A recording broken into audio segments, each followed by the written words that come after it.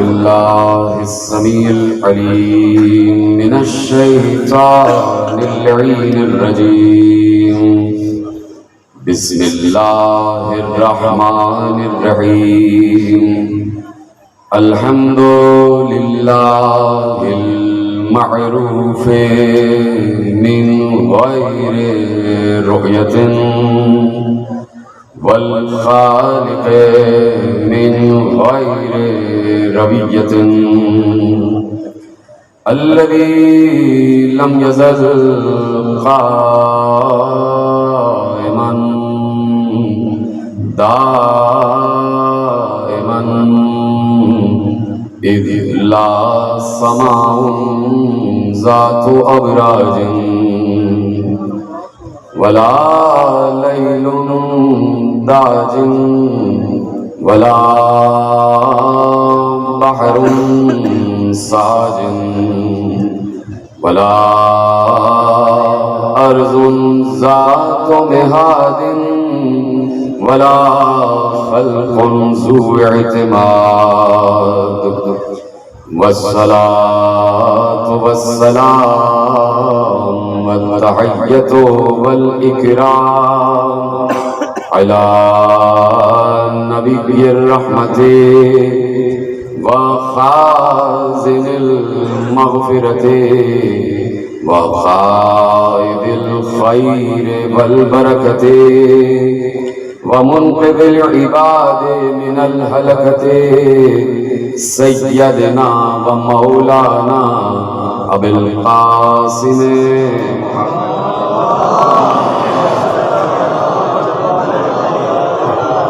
وأهل بيته الطيبين الطاهرين المعصومين المظلومين المنتخبين المنتجبين الذين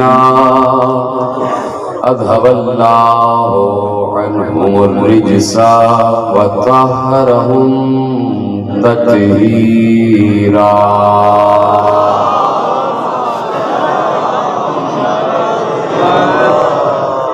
أما بعد فقد قال الله سبحانه وتعالى في محكم كتابه المجيد وفرقانه الحميد وقوله الحق. بسم الله الرحمن الرحيم. الذين ينفقون في السراء والضراء والكاظمين الغيظ والعافين عن الناس والله يحب المحسنين. صلوات محمد وعلى آله. 1443 ہجری کے عشرہ ماہ کی آج مرکزی امام بارگاہ دھوبی گھاٹ فیصل آباد میں 7واں فرش ازا دشا ہوا ہے اور ہمارا عنوان گفتگو ہے عظمت و اوصاف امام موسی کاظم صلوات اللہ. پروردگار عالم نے مسلسل قرآن کریم میں اپنے وحی کے نظام میں اپنے ہدایت کے نظام کی گفتگو کی اور اپنے ہادیان برحق کا تعارف مختلف اوصاف اور مختلف صفات کے ذریعے کروایا ہے. اس لیے بھی اپنے ہادیوں کا تعارف اس کے لیے ضروری تھا کہ انہی کے تعارف کے ذریعے سے اس کا تعارف ہے اور انہی ہادیوں نے بتایا کہ ہمیں بھیجنے والا کون ہے اور تمہیں بھیجنے والا کون ہے، ہمیں بنانے والا کون ہے اور تمہیں بنانے والا کون ہے. تو اسی لیے ضروری ہے کہ قرآن کی تلاوت کرتے وقت، قرآن کو پڑھتے وقت وہ آیتیں بھی بڑی صراحت کے ساتھ اور بڑی توجہ کے ساتھ دیکھی جائیں کہ جن میں لفظ ہدایت ہے، جن میں لفظ ہادی ہے، جہاں پر انبیاء کا تذکرہ ہے، جہاں پر رسولوں کا تذکرہ ہے، جہاں پر اولیاء کی باتیں کی گئی ہیں، جہاں پر اوصیاء کی باتیں کی گئی ہیں، جہاں پر شہداء کی باتیں کی گئی ہیں، جہاں پر صالحین کا تذکرہ کیا گیا ہے، جہاں پر صدیقین کی اوصاف بیان کیے گئے ہیں اور جہاں پر لفظ امام استعمال ہوا ہے. تو جب خدا لفظ امام استعمال کر رہا ہے تو پھر خلق خدا، مخلوق خدا کو بھی اس لفظ پر غور کرنا ہوگا. اور خود حضرت باری نے یہ ارشاد فرما دیا تھا کہ یہ عہدہ امامت نسل ابراہیم میں جائے گا، ذریت ابراہیم میں جائے گا۔ پھر وہیں سے شرط عائد کر دی کہ جہاں ظلم ہوگا وہاں امامت نہیں ہوگی، اور جہاں امامت ہوگی وہاں ظلم نہیں ہوگا، یعنی امام ہمیشہ عادل ہوگا اور عدل خدا کو ظاہر کرے گا۔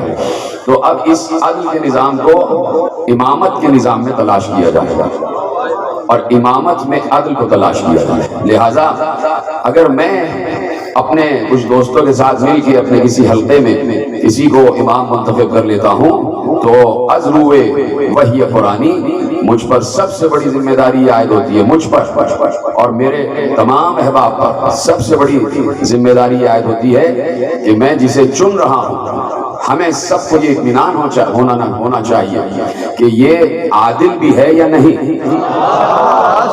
صرف یہی نہیں کہ وہ خود سے کہہ دے کہ میں عادل ہوں، کسی امیدوار کا خود سے کہہ دینا کہ میں عادل ہوں یہ کافی نہیں ہے، اس لیے کہ وہ شاید ہمارے سامنے باہر دو دوستوں میں تو عدل کر رہا ہو ہم پر اپنا عدل ثابت کرنے کے لیے، لیکن ہمیں کیا پتا کہ وہ گھر میں بھی عادل ہے یا نہیں۔ تو عدل ہر منزل پر ہے، عدل ہر مرحلے پر ہے، عدل ہر جگہ ہے، اس لیے انتخاب کرتے وقت یہ ضروری ہے کہ کسی عادل کا انتخاب کیا جائے۔ اللہ نے بھی عدل کو ہی ملحوظ خاطر رکھا امامت کے لیے، اور پھر کہہ دیا کہ یہ نہ سمجھنا کہ ہر شخص، توجہ، یہ نہ سمجھنا کہ ہر شخص جو اپنے کو امام کہہ رہا ہے، ہر شخص جو اپنے کو امام کہہ رہا ہے، امام کا مطلب رہبر بھی ہوتا ہے، امام کا مطلب رہنما بھی ہوتا ہے، امام کا مطلب راہ کو سیدھی رکھنے والا بھی ہوتا ہے، امام کا مطلب راہ مستقیم کی ہدایت کرنے والا بھی ہوتا ہے۔ اتنے مطالب ہیں امام کے، تو رہبر وہی ہو کہ جو رہبری کی صلاحیت رکھتا ہو، قائد وہی ہو جو قیادت کی صلاحیت رکھتا ہو، راہ مستقیم پر چلنے کی تلقین وہی کرے جسے راہ مستقیم کا پتہ ہو۔ تو امام کے اتنے معنی ہیں، تو اللہ نے کہا کہ ہو سکتا ہے تم سے کوئی یہ کہہ دے کہ میں بھی امام ہوں، سربراہ ہوں، رہبر ہوں، قائد ہوں، راہ مستقیم جانتا ہوں، راہ ہدایت جانتا ہوں، لیکن بات یہ ہے کہ یہ بھی یاد رکھنا اپنے بھول پن میں اس کے بہکاوے میں آنا جانا، اس لیے کہ ہم نے بھی دو قسم کے امام رکھے ہیں، ایک جنت والا ہے، ایک جہنم والا ہے۔ تو اب جو بھی امامت کا دعویٰ کرتا ہے تو عوام الناس کی ذمہ داری ہے کہ وہ یہ پتہ کریں کہ یہ امام جنت ہے یا امام جہنم، یعنی جنت کی طرف لے جانے والا امام ہے یا جہنم کی طرف لے جانے والا امام۔ اور خود قرآن میں سورہ قصص اور سورہ انبیاء میں دو مختلف آیتیں پروردگار نے رکھ دی کہ وَجَعَلْنَاهُمْ أَئِمَّةً يَهْدُونَ بِأَمْرِنَا، یہ وہ امام ہیں جو ہمارے امر سے امام بنے ہیں اور ہمارے ہی امر سے ہدایت کرتے ہیں۔ اور دوسری کا ارشاد فرمایا وَجَعَلْنَاهُمْ أَئِمَّةً يَدْعُونَ إِلَى النَّارِ، اور ان کے مقابل جو امام بن کے آ جائے وہ امام ہے جو بظاہر تو تمہیں امام دکھائی دے گا لیکن اصل میں وہ تمہیں جہنم کی طرف دعوت دے رہا ہوگا۔ یہ آیتیں ہیں جو مسلسل آپ کے پیش نگاہ ہیں۔ تو اب ایک معیار عدل ہے، اور اس سے بڑا معیار تیسری تقریر میں اوصاف امامت عرض کر چکا، اب بات آگے بڑھ رہی ہے، اور سب سے بڑا معیار امامت کہ کون امام ہونا چاہیے اور کس کو امام تسلیم کرو۔ توجہ ہے، آپ کی گفتگو شروع ہو چکی ہے۔ تو اب کسی نے امام موسی کاظم علیہ السلام سے امام کے اور ان 12 ائمہ کے مراتب کے بارے میں اور عظمت کے بارے میں دریافت کیا، کہا کہ یہ بتائیے کہ آپ کا مقام اللہ کے نزدیک کیا ہے۔ سلامت رہے، اس وقت جاگ کر سننا، جو آپ اس وقت جاگ کر سنتے ہیں صبح کے اس پہر کے جہاں لوگ بستر پر نیند کے مزے لے رہے ہوتے ہیں، تو اس وقت جاگ کر ذکر علی وہی سنتا ہے جو شب ہجرت سو جانے والے کی معرفت رکھتا ہے۔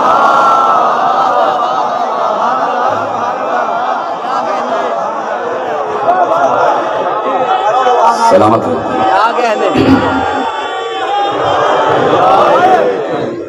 سلامت رہیں، میں دعائیں دیتا ہوں آپ کو۔ تو پوچھا گیا کہ آپ کی منزلت، آپ کی عظمت پیش خدا کیا ہے؟ کیا ہے آپ کی پیش خدا منزلت و عظمت؟ تو اب معصوم نے ایک جملہ ارشاد فرمایا، اس کو محفوظ کرنے کی ضرورت ہے، اور میرے مکتب کے ہر محقق نے، ہر مفسر نے، ہر مؤرخ نے، ہر عالم نے ان جملوں کو ایسے ہی محفوظ کیا جیسے میں آپ کے سامنے پیش کر رہا ہوں۔ کہا کہ آپ کی منزلت، آپ کی عظمت پیش خدا کیا ہے؟ تو اب جملہ کہاں سے شروع ہوا؟ کہا کہ لو اذن لنا، اگر ہمیں اجازت ہوتی، ہمیں اگر اجازت ہوتی ان نعلم الناس حالنا عند اللہ ومنزلتنا منہ لما احتملت۔ ایک جملہ ریکارڈ ہو رہا، اجازت ہے یہ ترجمہ پیش کروں؟ کہا اگر ہمیں اجازت ہوتی کہ جو مرتبہ، جو عظمت اللہ کے نزدیک ہماری ہے، اگر ہمیں اجازت ہوتی کہ وہ ہم تمہیں بتائیں تو تم اس کو برداشت نہیں کر سکتے تھے۔ سلامت رہو، آج بڑی تیزی سے بات کرنا ہے، میرے ایک ایک جملے کو ایسے ہی محفوظ کریں گے تو میں بہت تیزی سے بہت سارے مطالب آپ کے حوالے کروں گا، اسی طرح سنیے گا۔ اگر ہمیں اللہ کی طرف سے اجازت ہوتی کہ ہم انسانوں کو اپنا مرتبہ، اپنی منزلت، اپنا قرب جو اللہ سے ہے،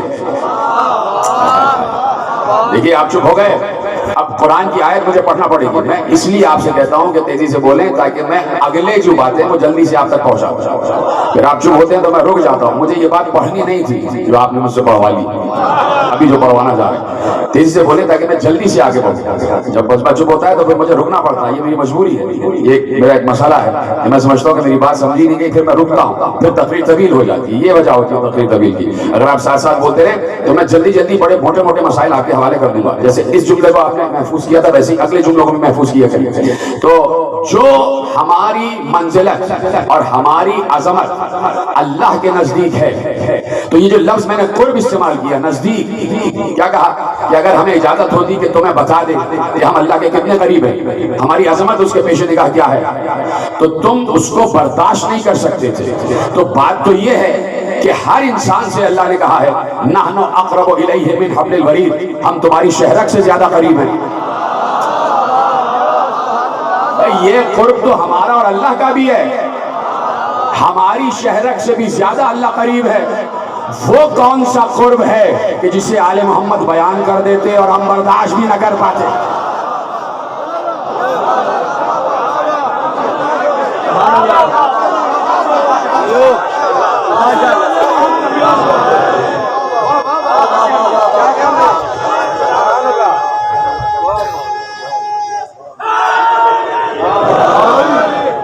سلامت رہیں آپ، اسی طرح سنتے رہیے گا تاکہ میں تیزی سے اپنی منزلیں طے کرتا ہوا آگے بڑھ جاؤں کہ اگر ہم لما احتملتم، تم حمل نہیں کر سکتے، تم برداشت نہیں کر سکتے، تم اس کا بار نہیں اٹھا سکتے، یعنی یہ جو کچھ ہم سن رہے ہیں اوصاف امامت میں، ابھی تو سن کے برداشت کر رہے ہیں نا، ابھی ایسا بہت کچھ ہے جو سن لیں تو برداشت ہی نہ ہو پائے۔ یہ آخری آدمی تک ہاتھ اٹھ نہیں رہے ہیں، مجھے پتہ چلنا چاہیے آگے پیچھے کے بات پہنچ رہی ہے۔ سلامت رہیں آپ، پورا پاکستان آپ کو دعائیں دے رہا، توجہ ہے نا؟ گفتگو پہنچ رہی نا اب تک کہ تم برداشت نہیں کر سکتے تھے۔ تو اس نے پوچھا کہ کیا آپ اس عظمت و قرب سے مراد اپنے علم کو لے رہے ہیں؟ کہ جو آپ کہہ رہے ہیں کہ تم برداشت نہیں کر سکتے تھے، تم حمل نہیں کر سکتے تھے، تم اس کا بار نہیں اٹھا سکتے تھے، تو اس سے مراد آپ کا علم ہے؟ سوچ رہے بات کتنی بڑی بات کی ہے سائنس، اور علم کوئی معمولی شے نہیں ہے، علم کوئی معمولی شے نہیں، کیونکہ قرآن میں آیت ہے اور آیت الکرسی میں ارشاد فرمایا کہ وَلَا يُحِيطُونَ بِشَيْءٍ مِّنْ عِلْمِهِ إِلَّا بِمَا شَاءَ، اس کے علم کا احاطہ کوئی نہیں کر سکتا سوائے اس کے جسے وہ چاہے۔ اور اللہ جو کچھ بھی ہے وہ علم ہی علم ہے، اس کے علم کا کوئی احاطہ نہیں کر سکتا سوائے اس کے جسے وہ چاہے۔ تو سائل نے بھی پوچھا یہ اس سے آپ کی مراد کیا آپ کا علم ہے؟ اب جواب سننا، جس کے لیے مولا نے کہا کہ تم برداشت نہیں کر سکتے تھے، اور اگر کسی نے برداشت کر لیا تو سمجھ لینا اپنے اندر سے یہ کہیں نہ کہیں اس کے دل کے معرفت کے گوشے میں 0.1% سلمان ہے۔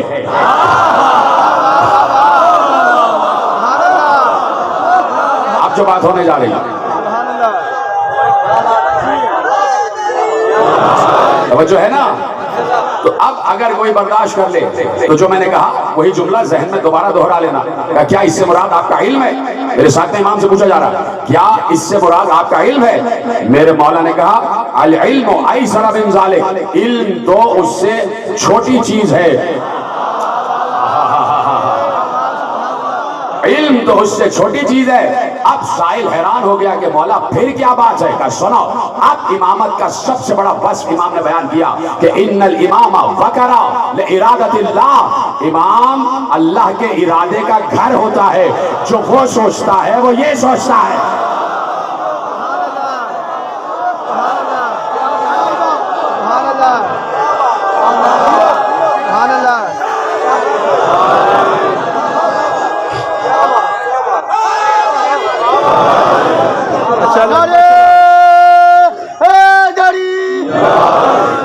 توجہ فرما رہے نا، وقر لارادۃ اللہ، امام کا گھر اللہ کے ارادے کا گھر ہوتا۔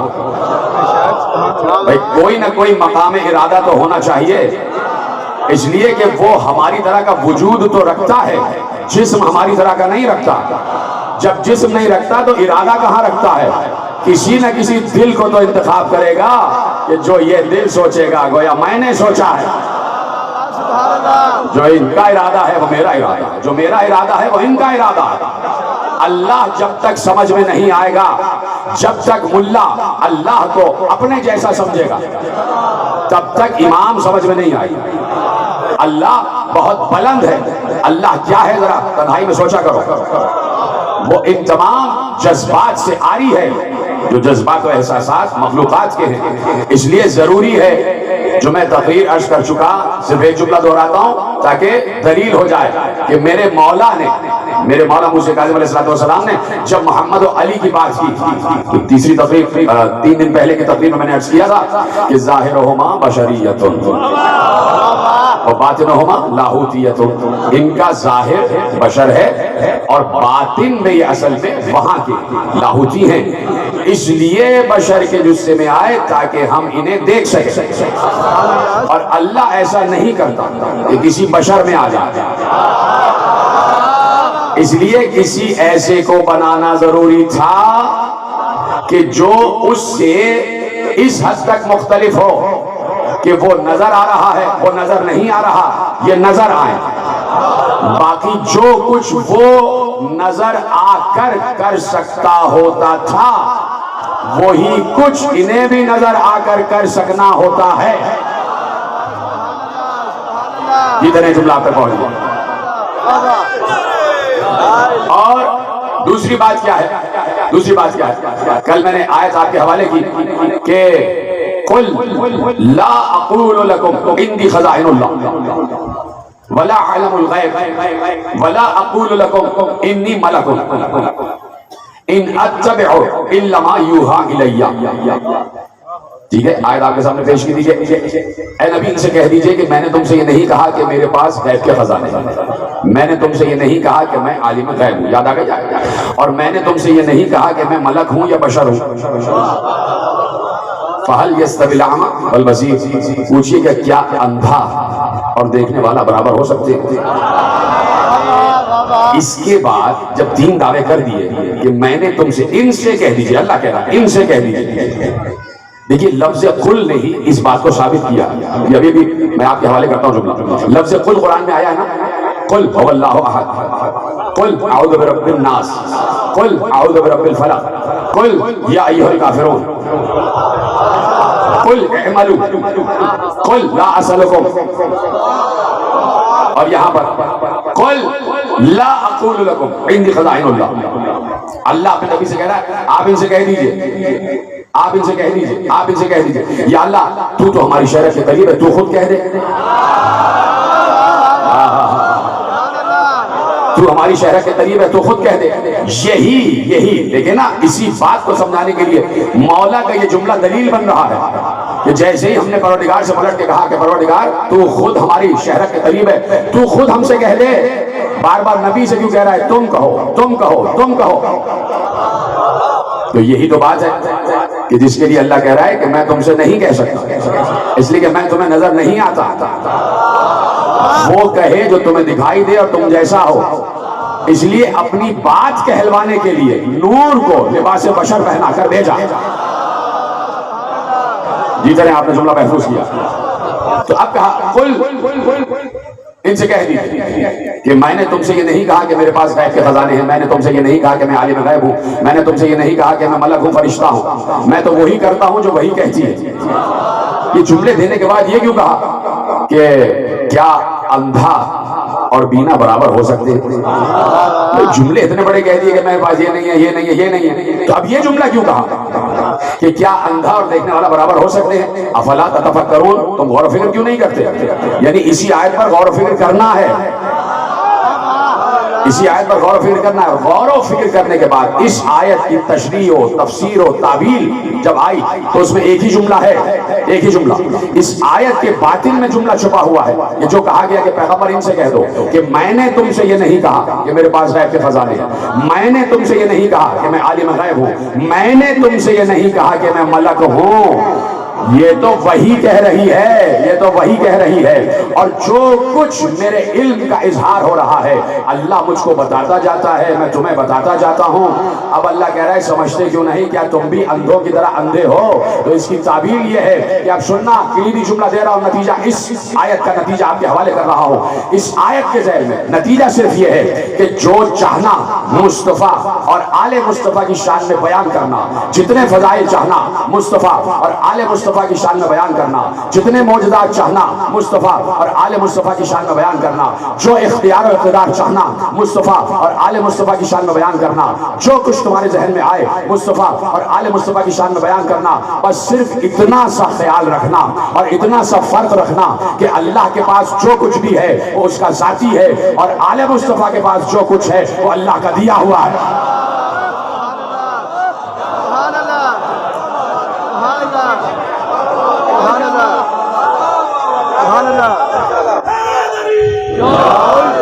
پہنچ گئی بات. کہا کہ یہ علم اور یہ ارادہ، جب علم و ارادہ الہی ملتا ہے تو امام بنتا ہے. سلامت رہیں. یہ جملہ بہت بڑا تھا جو آپ نے محفوظ کیا، خدا کا شکر ہے کہ جب علم اور ارادہ ملتا ہے تب تخلیق امام ہوتی ہے، تب تخلیق امام ہوتی ہے. جہاں سے امامت، جہاں سے نور کی ابتدا ہے، جہاں سے خلقت کی ابتدا ہے، جو اول مخلوق ہے، اس اول مخلوق نے اپنے اثار کو بتایا تھا کہ اللہ نے پہلے روح کو خلق کیا، پھر ایک کلمہ خلق کیا، روح اور کلمے کو ملایا ایک نور بنا، وہی میں ہوں.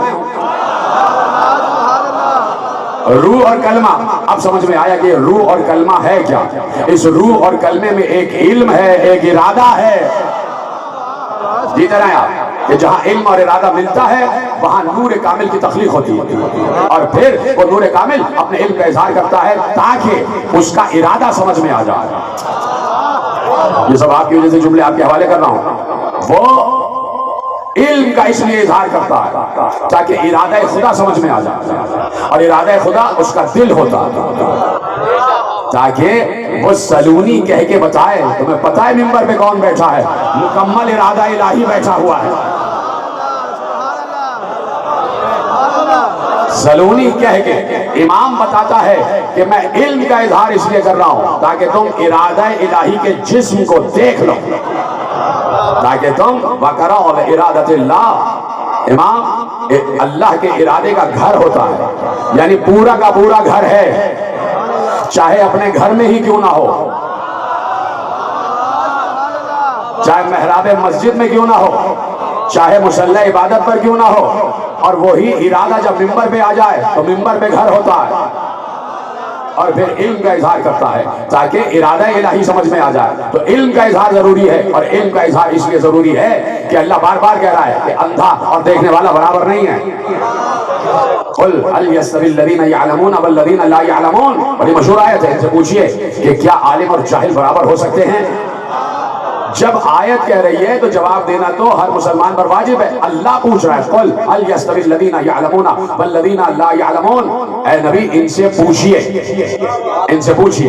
یہاں پر لفظ قل کا مطلب بدل جائے گا، ان سے کہیے نہیں، ان سے پوچھئے، کیونکہ حل آ رہا ہے، حل استفہامیہ ہے.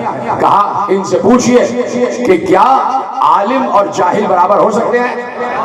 تو اللہ سوال کر رہا ہے بھائی جواب دو نا، صرف پڑھ کے ہی کیوں نکل جاتے ہو کھڑے کھڑے؟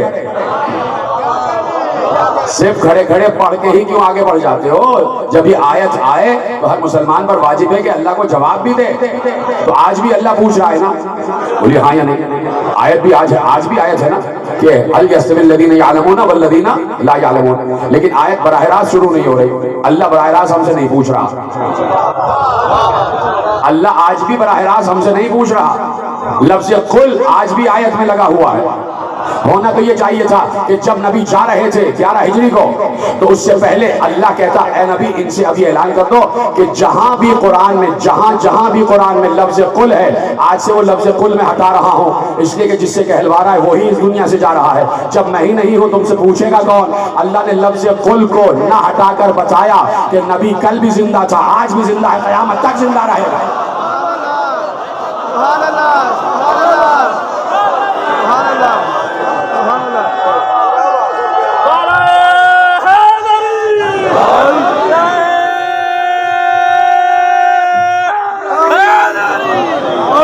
وقت میرے پاس بہت مختصر ہے، آپ میرے ساتھ بات کرتے چلیں تو بہت تیزی سے آگے بڑھنا ہے. 7 کی منزل آ گئی، 2 منزلیں میرے پاس بچی ہیں، 8 اور 9 کی تقریر، اور بہت سی منزلیں ہیں جو طے کرتی ہیں. یہ ذکر ہے امام مرشد کاظم کا، کسی اہل غیرے کا تذکرہ نہیں ہے. امام کا ذکر ہے جو علم و ارادے کا مسکن ہوتا ہے.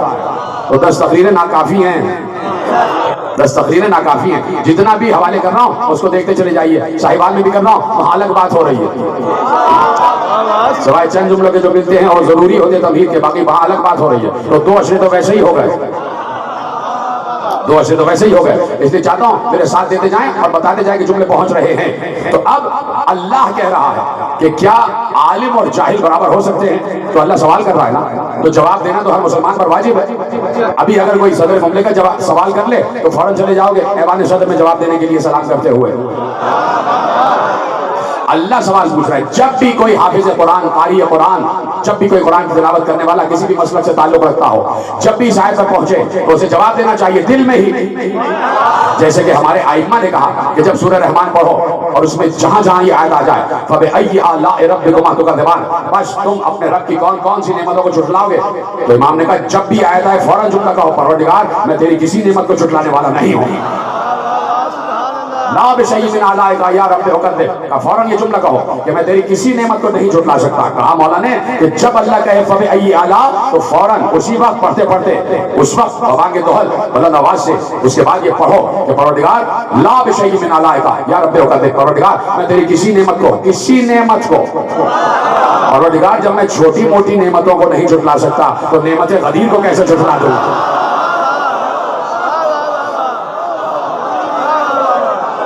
سبحان اللہ.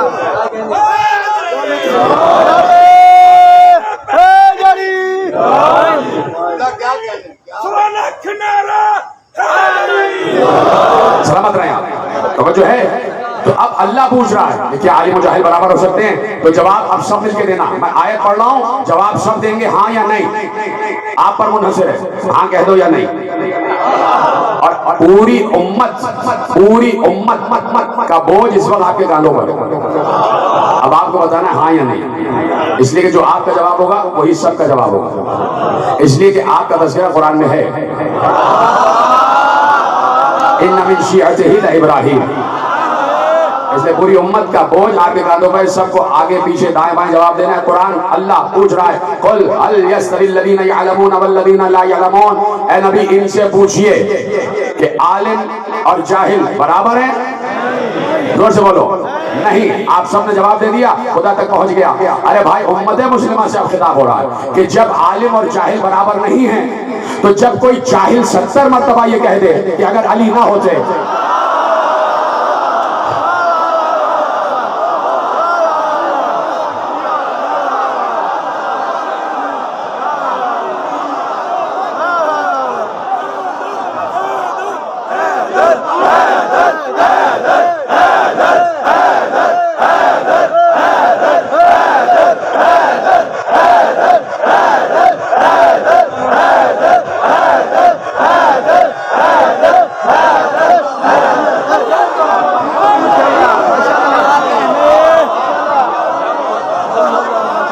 جا رہے؟ تو اللہ مسلسل لفظ قل استعمال کر رہا ہے. لفظ قل آج بھی موجود ہے. اپنے دور میں لفظ قل کہلوا رہا تھا زبان مصطفیٰ سے. لفظ قل اپنے دور میں زبان مصطفیٰ سے کہلوا رہا تھا. زبان مصطفیٰ اپنے دور میں اللہ کی زبان تھی. جوڑتے جانا جملہ. مصطفیٰ چلے گئے, لفظ قل موجود ہے, تو اب کس سے کہلوا رہا ہے؟ من کنت مولا فہذا علی مولا. اب علی سے کہلوا رہا ہے, تم کہہ دو, تم پوچھو, تم کہہ دو کہ اللہ احد ہے.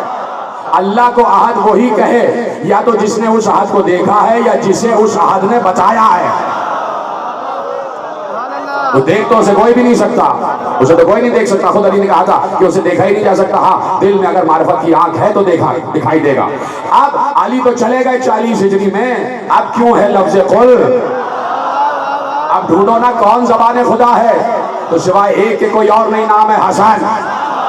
حسن چلے گئے 50 ہجری میں, اب کون ہے جس سے کہلوا رہا ہے قل کہو؟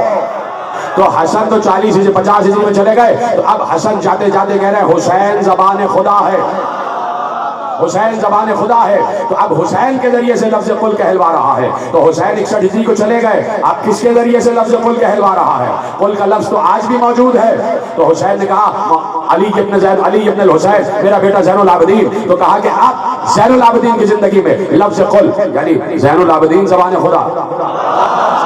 تو جب تک زین العابدین رہے لفظ قل زبان زین العابدین سے ادا ہو رہا ہے.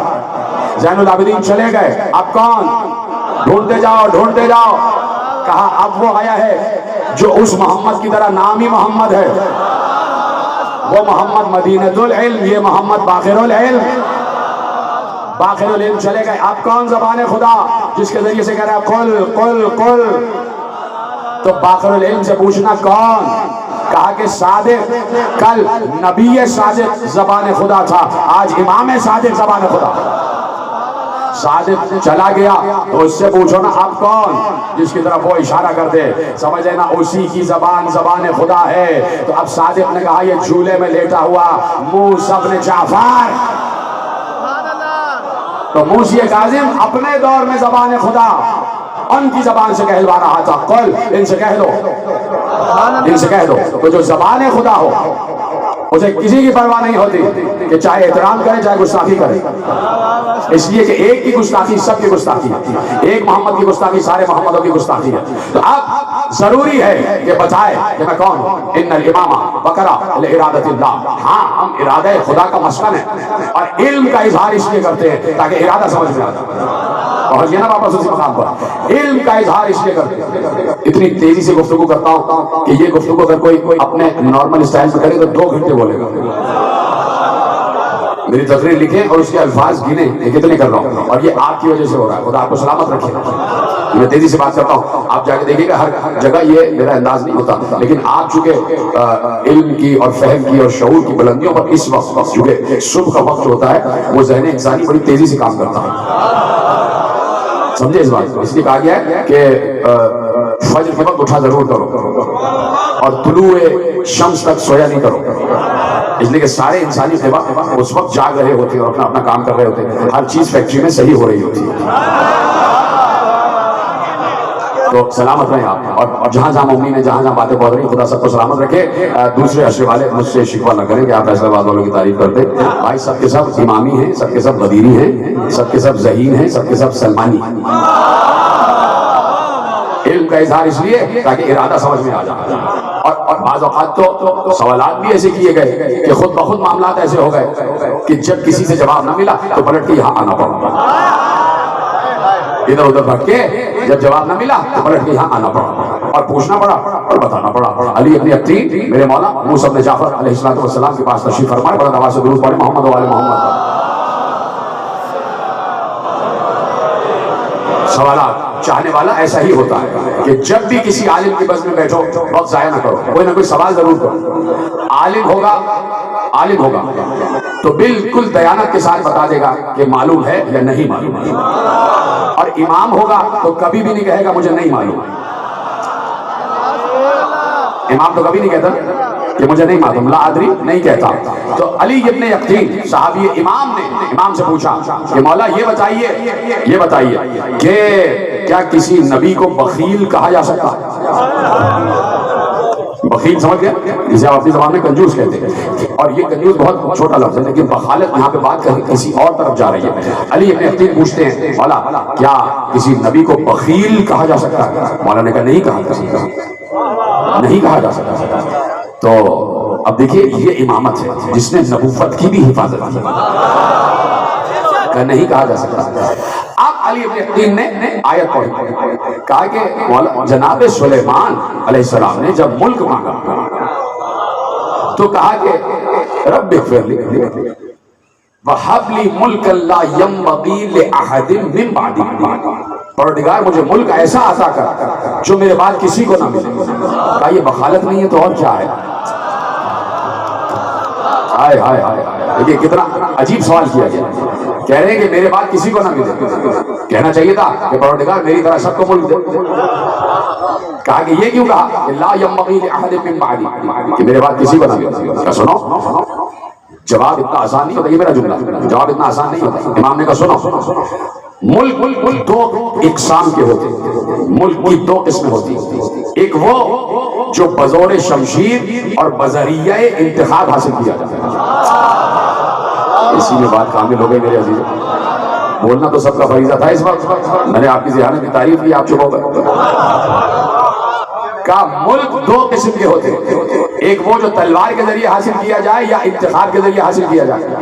دوسرا وہ کہ جو ملک اللہ عطا کرے، جیسے آل ابراہیم کا ملک عظیم، جیسے طالوت کا ملک، جیسے ذوالقرنین کا ملک دو قسم کے. ایک وہ جو تلوار یا انتخاب کے ذریعے حاصل کیا جائے، دوسرا وہ جو اللہ عطا کرے. سلیمان کا ملک تلوار اور انتخاب والا نہیں تھا. سلیمان کا ملک تلوار اور انتخاب والا نہیں تھا، اللہ نے عطا کیا تھا. سلیمان نے جو یہ کہا کہ میرے بعد، سمجھنا آپ کا کام ہے، ذہانت کا جملہ ہے. سلیمان نے جو یہ کہا، میں تشریح نہیں کروں گا، امام کہہ رہے ہیں سلیمان نے جو یہ کہا کہ میرے بعد کسی کو عطا نہ ہو، یہ اصل میں مخلوق کے لیے تھا کہ ایسا ملک مجھے ملا ہے کہ تم جیسوں کو نہ پہلے ملا نہ آگے ملے گا. میں نے کہا ذہانت کا جملہ ہے، سمجھ لینا، کہ یہ بخالت نہیں. اور سنو، اب سنیے گا جملہ، سنو. سلیمان علیہ السلام کو جو ملک ملا ہے، ملک سلیمان جو ملا ہے، توجہ میری جانب، سلیمان کو جو ملک ملا ہے اس میں سب کچھ اللہ نے دے دیا. ہوا پر اختیار جناب سلیمان کے پاس. امام کا ایک لفظ ہے اور اس لفظ کو محفوظ کریں گے.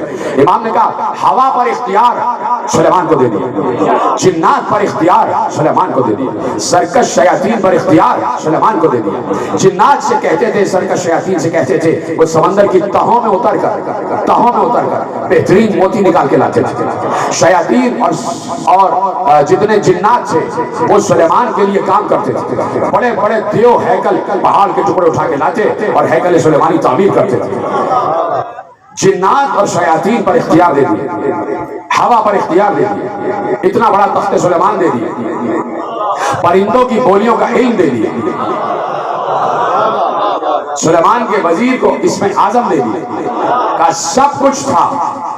جملہ ہے اور آیت قرآنی سے عکس ہو رہا ہے جملہ، اور تعبیر کی منزل پر جملہ آپ کے سامنے عرض کر رہا ہوں. مولا کا جملہ، امام موسی کاظم علیہ السلام کا جملہ ہے. اتنا اختیار، سرکش جنات، ہوا، اتنا بڑا تخت، ہیکل سلیمانی، پرندوں کی بولی، اس میں اعظم.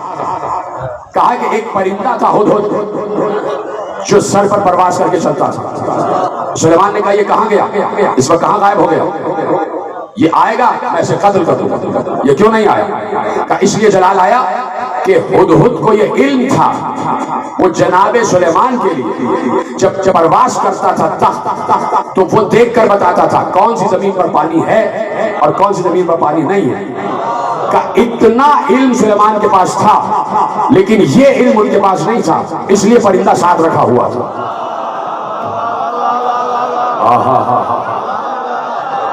اللہ اکبر. کون ہے؟ پہنچ گئی بات. کہ پرندے کو ایک علم دیا تھا پرندے کو نظر دی تھی، وہ دیکھ کر بتاتا تھا کہ کون سی زمین پر پانی ہے، کون سی زمین پر پانی نہیں ہے۔ کیوں پریشان ہو گئے بھائی آپ؟ یہ اللہ کی تقسیم ہے۔ اب اتنے ذہین تو ہے کم از کم کہ ایک لفظ کہوں گا دلیل، چونکہ آپ چپ ہوتے ہیں تو مجھے دلیل دینا پڑتی ہے اور ہزاروں آدمی سنے گا، ایسی بات ہے آج نیٹ ورک نہیں ہے تو ڈائریکٹ تو جا ہی نہیں رہی، اس لیے ریکارڈ ہو کے لوگ یقیناً شام کو اپلوڈ کریں گے تو یقیناً ان سے مخاطب ہو جاؤں کہ بھائی یہ ایسی بات نہیں ہے، دلیل ہمارے پاس موجود ہے کہ ہم نے کہہ دیا کہ بھائی ہدہد کے پاس جو علم ہے وہ سلیمان کے پاس نہیں ہے، تو ایسا ہوتا ہے، ایسا ہوتا ہے۔ جناب موسیٰ سے قوم نے پوچھا کہ اس وقت سب سے بڑا عالم کون ہے؟ موسیٰ نے کہا میں۔ اللہ نے ایک مرتبہ جلال کے عالم میں جبرائیل کو بھیجا اور کہا موسیٰ سے کہو یہ تم نے کیسے کہہ دیا کہ تم سب سے بڑے عالم ہو، ذرا یہاں سے سفر کرتے ہوئے مرج البحرین پر جاؤ، وہاں تم سے بھی بڑا عالم رہ رہا ہے۔ اب سمجھ میں آئی بات کہ جو جناب خضر کے پاس علم تھا وہ موسیٰ کے پاس نہیں تھا، یاد رکھیں اس بات کو۔ اس لیے کہا کہ فضلنا بعض النبیین علی بعض تلک الرسل فضلنا بعضهم علی بعض، یعنی علم دیا ہے اللہ نے ہر کسی کو کوئی نہ کوئی کوالٹی دی ہے۔ کہا پرندہ دیکھ کر بتاتا تھا کہ کہاں پانی ہے کہاں پانی نہیں ہے، اس لیے جلال میں آ گیا کہ اس نے اپنی جگہ کیوں چھوڑی، یعنی نبی جلال میں آ جاتا ہے جب کوئی اپنی جگہ چھوڑتا ہے تو۔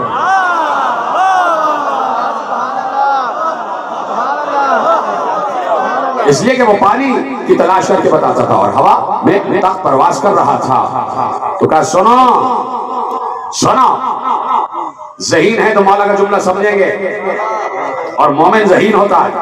کہا سنو، وہ قصہ سلیمان تھا، قال اللہ فی قصہ سلیمان، کہا اللہ نے قصہ سلیمان میں کہا، اور سورہ صف کی اس تسلسل کی آخری آیت مولانا نے تلاوت کی کہ سلیمان کو جب ملک عظیم عطا ہو گیا تو اللہ نے کہا ھذا عطاؤنا فامنن او امسک بغیر حساب، یہ ہماری عطا ہے، چاہے تو اپنے پاس رکھنا چاہے تو بانٹ دینا، ہم تم سے پوچھیں گے نہیں۔ اور کہا جب قصہ محمد کی طرف آیا، قصہ محمد کی طرف آیا، کاش یہ جملہ آپ تک پہنچ جائے جو میں کہنے جا رہا ہوں، مولا کے اس پورے مکالمے کا آخری حصہ۔ سلامت رہے کہ قصہ سلیمان نے کہا ھذا عطاؤنا فامنن او امسک بغیر حساب، سورہ صف کی آیت پڑھی کہ اے سلیمان یہ ہماری عطا ہے، چاہو تو اپنے پاس رکھنا چاہو تو بانٹ دینا، ہم پوچھیں گے نہیں۔ یعنی اللہ نے ایک بار ملک سلیمان کو دے کے لاپرواہی کی، اپنے پاس رکھنا چاہو تو بانٹ دینا، ہم پوچھیں گے نہیں۔ اور کہا وفی قصۃ محمد، اور جب قصہ محمد آیا تو اللہ نے پھر سورہ حشر کی آیت مولا نے تلاوت کی، ترجمہ پہلے کروں گا آیت بعد میں پڑھوں گا تاکہ پہنچ جائے۔ سلیمان کا قصہ آیا تو اللہ نے کہا یہ ہماری عطا ہے، چاہو تو رکھنا چاہو تو بانٹ دینا، ہم پوچھیں گے نہیں۔ اور جب محمد کے قصے کی بات آئی تو اللہ نے سورہ حشر میں کہا جو نبی دے اسے لے لو، جس سے روکے اس سے رک جاؤ۔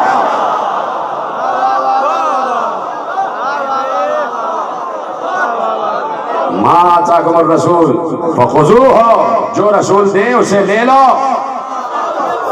وما نہاکم عنہ فانتہوا، اور جس چیز سے روک دے اسے رک جاؤ۔ کہ یہ ہے ہمارا مرتبہ، ہمارے لیے حکم ہے جو ہم دیں وہ لینا ہے، آپشن نہیں ہے، چاہے لو یا نہ لو۔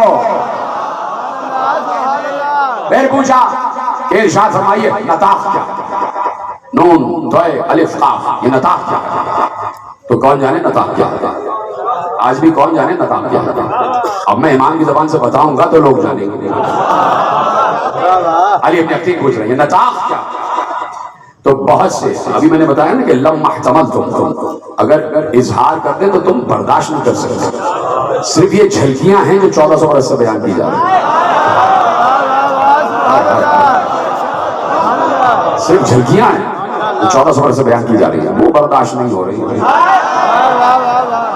صرف جھلکیاں ہیں۔ نطاق کیا ہے؟ مولانا نے کہا الحجاب وَلِلَّهِ وَرَاءُ ذَلِكَ 70,000 عالم اکثر من عدد الانس والجن كلهم يلعن فلانا وفلانا، یہ آخر کب سمجھ میں آئے؟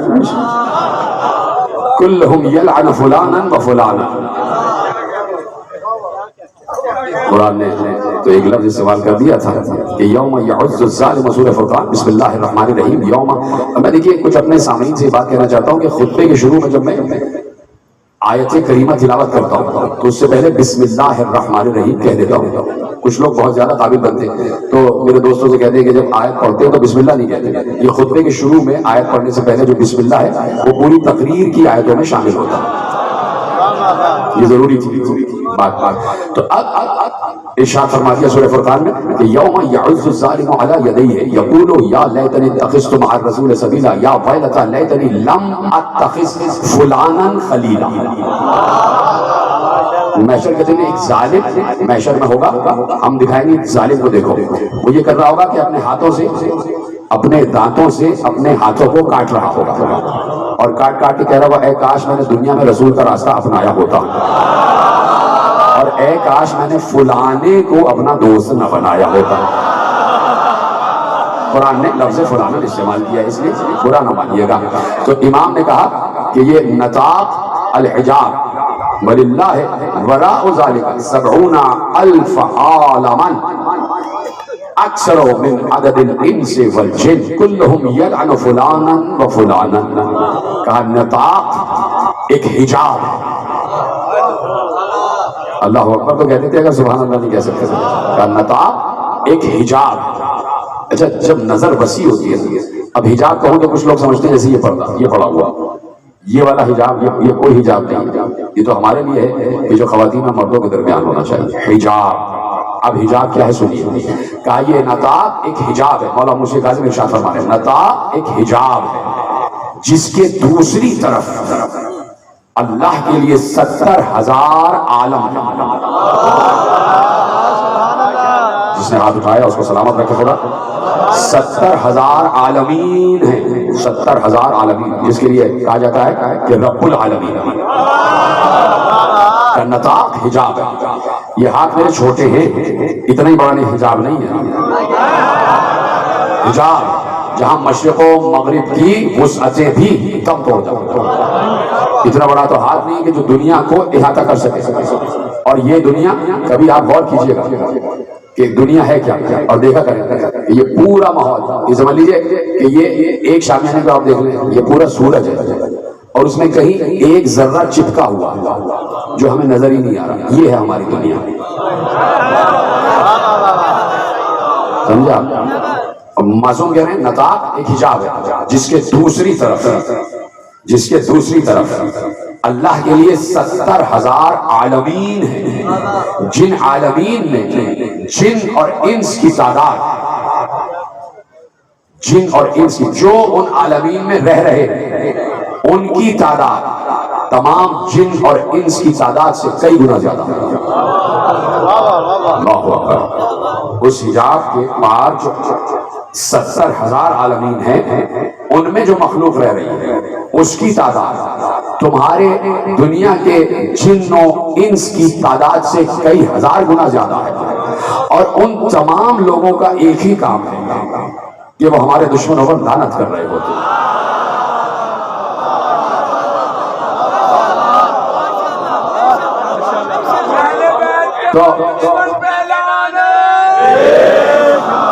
توجہ فرما رہے ہیں.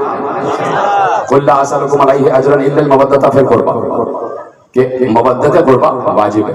تو یقیناً سارے جہاں پر بھی امت مسلمہ تشریف فرما یہاں پر ان کی تو بات ہی نہیں ہو رہی. سب محب اہل بیت سے, سب محب اہل بیت سے. اب تلاش کرنا میرا اور آپ کا کام ہے کہ کس نے دشمنی کی اور کون کر رہا ہے. تو یہاں کے لوگوں کو تو ہم جانتے ہیں یقیناً, لیکن یہ کہ اس کا مطلب ہے کہ حجاب کے اس پار جو لوگ رہ رہے ہیں وہ بھی جانتے ہیں.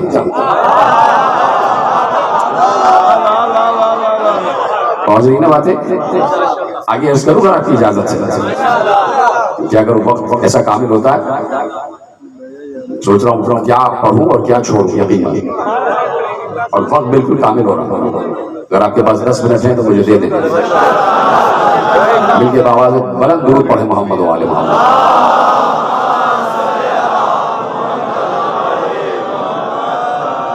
توجہ فرما رہے ہیں آپ. یہی میں سوچ رہا ہوں کیا پڑھوں کیا چھوڑوں.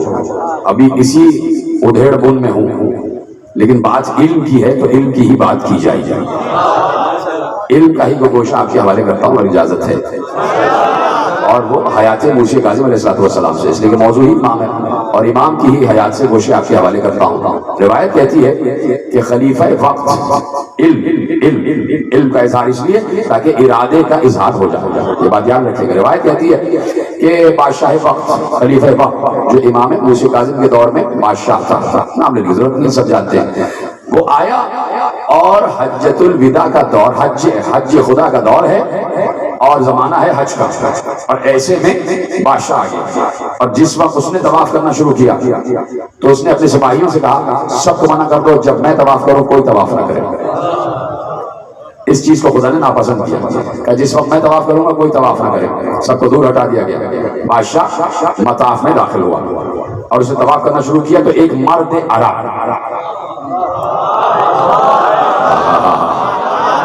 عرب نہ معلوم کہاں سے آیا, بادشاہ کے آگے آگے چلنے لگا.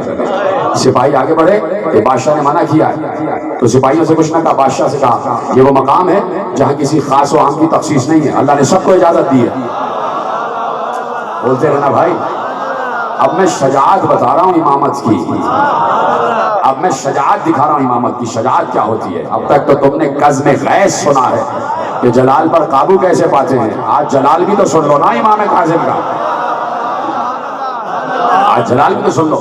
کہا یہ وہ جگہ ہے کہ جہاں سب کو اجازت ہے, یہاں کوئی خاص و عام نہیں ہے, یہاں کوئی امیر غریب نہیں ہے, یہ سب کے لیے برابر کا حق ہے. اس نے سپاہی سے کہا ٹھیک ہے بات صحیح کہہ رہے جانے دو. تو اب جتنا وہ طواف کر رہا تھا اس کے آگے آگے وہ مرد عرب طواف کرتا تھا. طواف ختم ہوا, 7 طواف ختم ہوئے, اس سے پہلے کہ بادشاہ حجر اسود کی طرف جاتا, یہی اسی طرح بولے, وہ مرد عرب پہلے سے حجر اسود پر موجود تھا اور اس سے باتیں کر رہا تھا. اب نہیں معلوم حجر اسود کو وہ چوم رہا تھا یا حجر اسود اسے چوم رہا تھا.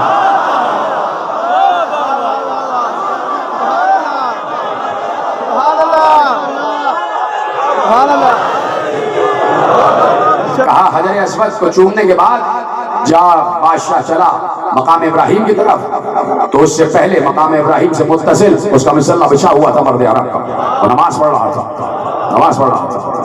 اس کے بعد بادشاہ ایک جانب اور وہ ایک جانب, تو اس نے اپنے سپاہیوں سے کہا اس مرد عرب کو میرے پاس بلا کے میں اسے بات کرنا چاہتا ہوں. سپاہی پہنچا, کہا آپ کو بادشاہ یاد کر رہا ہے, کہا کہ اسے ضرورت ہے تو وہ آئے, مجھے اس سے ملنے کی کوئی ضرورت نہیں ہے,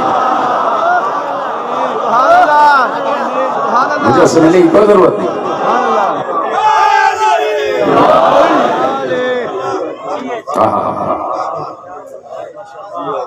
پڑھو آگے, کہا اس کو ضرورت ہے وہ میرے پاس آ, مجھے اس سے ملنے کی کوئی ضرورت نہیں.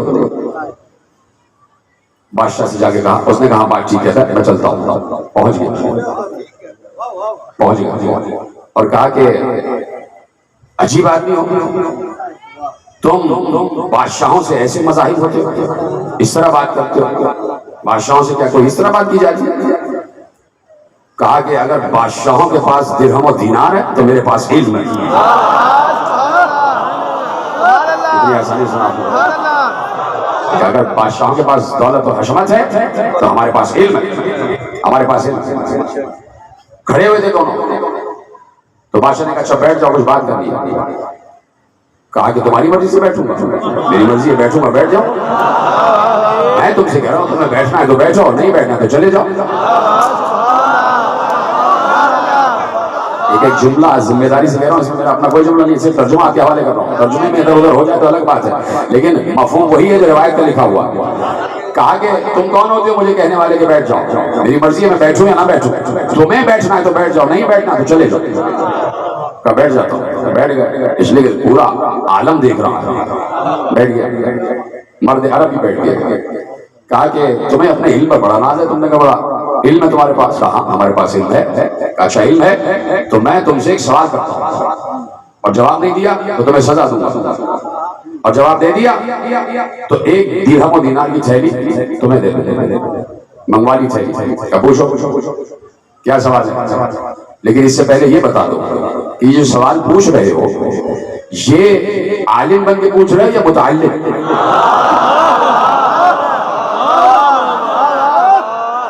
عالم بن کے پوچھ رہے ہو متعلم, یعنی استاد بن کے پوچھ رہے ہو شاگرد؟ اچھا کہہ نہیں سکتا تھا کہ استاد بن کے پوچھ رہا ہوں. کیوں؟ اس لیے کہ اگر یہ کہتا کہ استاد بن کے پوچھ رہا ہوں تو مولا کہتے جو سوال تو کر رہا ہے پہلے تو اس کا جواب دے تاکہ ثابت تو ہو کہ تجھے معلوم ہے. فوراً کہا شاگرد بن کے متعلم بن کے. اچھا کہا جب شاگرد بن کے سوال کر رہے ہو تو ویسے بیٹھے جیسے شاگرد بیٹھتے ہیں, زانو ایڈب طے کر کے بیٹھے, بادشاہوں کی طرح نہ بیٹھو, دونوں زانو موڑ کے بیٹھو, دونوں زانو موڑ کے بیٹھو, دونوں زانو موڑے بیٹھ کے ادب سے سوال کرو. سوال یہ ہے کہ دین کیا ہے. سوال یہ ہے کہ دین کیا ہے. مولا نے کہا دین 1 ہے, 5 ہے, 17 ہے, 34 ہے, 53 ہے, 94 ہے, 12 میں 1, 40 میں 1, 200 میں 5, 200 میں 5, 1 پر 1. اس نے کہا میں نے دین پوچھا ہے تم حساب لگانے لگے. بادشاہ نے کہا میں نے پوچھا ہے دین کیا ہے اور تم حساب بتا رہے ہو. جلال کے عالم میں مرد عرب نے کہا دین ہے ہی سراسر حساب. اس لیے کہ قرآن میں اللہ نے کہا ہے وَقَفَا بِنَا حَاسِبِينَ. جب محشر میں تم آؤ گے تو تم نے اگر ایک نیکی بھی کی ہے, ایک عمل بھی کیا ہے, تو ہم تمہارے سامنے اسے لائیں گے. وَقَفَا بِنَا حَاسِبِينَ, اور ہم ہی حساب لینے کے لیے کافی ہیں. کا دین ہے ہی سراسر حساب. اچھا جو تم نے کہا ہے اس کی تشریح کرو. آشا کہہ جو تم نے کہا ہے اس کی تشریح کرو. لطف لیجئے گا اس جملے کا, یہ میرا امام مجھ سے کاذب ہی کر سکتا تھا.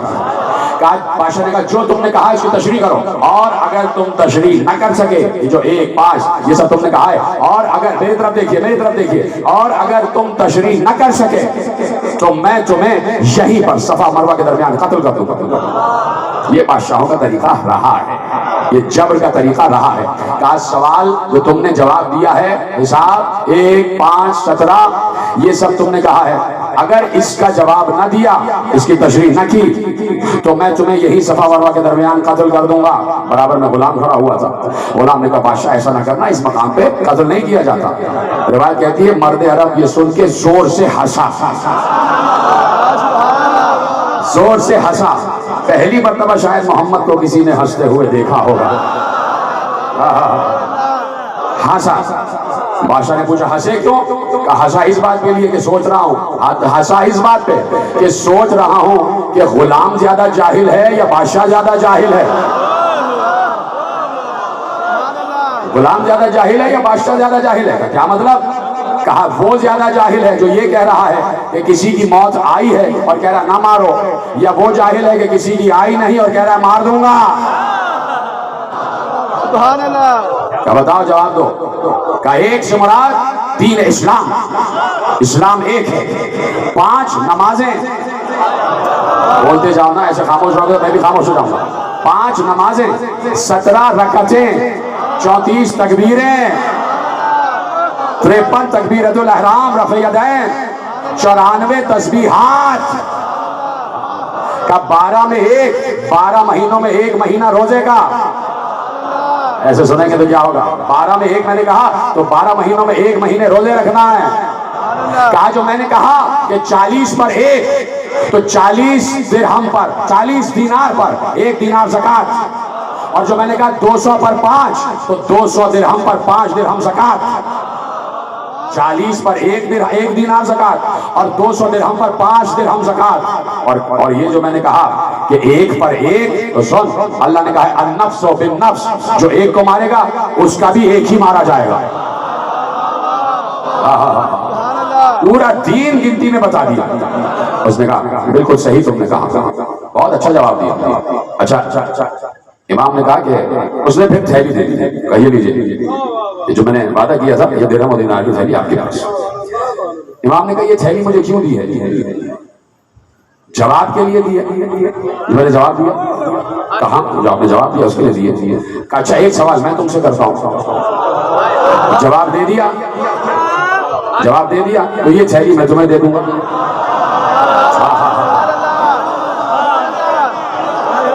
جواب دے دیا تو یہ تھیلی میں تمہیں دے دوں گا, اور تم نے جواب نہ دیا تو 1 تھیلی اور تم مجھے دو گے تاکہ میں اپنی قوم کے غربا اور فقراء میں تقسیم کر دوں. یہ ہے امام, تاکہ اپنی قوم کے غربا اور فقراء میں تقسیم کر دوں. کیا کہا اس نے کہ میں ایک سوال، امام نے کیا کہا جو میں ایک سوال کر رہا ہوں اگر تم نے جواب دے دیا تو ایک تھیلی تم مجھے مزید دو گے. ابھی جواب تو اس نے دیا نہیں اور نہ مولانا نے سوال کیا، ابھی سوال تو کیا. جیسے ہی کہا میں سوال کرتا ہوں اور اگر تم نے جواب نہیں دیا تو ایک تھیلی اور دو گے. ہو گئی نا بات؟ سمجھیے گا کہ میں کہہ رہا ہوں. روایت نے کہا کہ بادشاہ نے کہا اچھا آپ سوال کیجئے، اور فوراً غلام سے کہا ایک تھیلی اور لے آؤ. یہ آپ سلامت ہیں. ہاں ہاں ہاں کیسے سنا ہے آپ نے؟ کہا ایک تھیلی اور لے آؤ.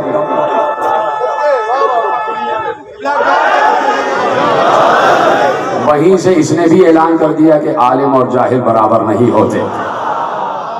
ایک تھیلی اور لے آؤ. ایک تھیلی لا کے رکھ دی گئی. کب کیجئے آپ سوال. سوال یہ ہے کہ گبریلا ایک کیڑا ہے، گبریلا جو گوبر سے پیدا ہوتا ہے، مٹی سے نکلتا ہے. یہ بتاؤ اس گبریلے کیڑے کی ماں اسے دانہ بھراتی ہے یا دودھ پلاتی ہے؟ اللہ سلام کرو نا. دیکھو میں نے کبھی ایسا نہیں کہا لیکن اس وقت کہہ رہا ہوں کہ جتنی طاقت ہے نا اتنی طاقت کے ساتھ امام موسی کاظم علیہ السلام پر صلوات بھیجو. درود پڑھو.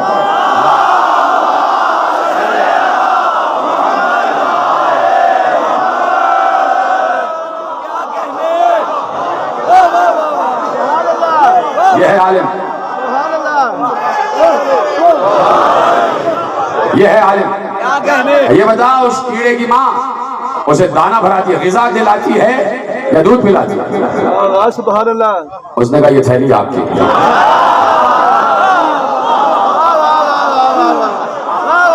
نہیں معلوم.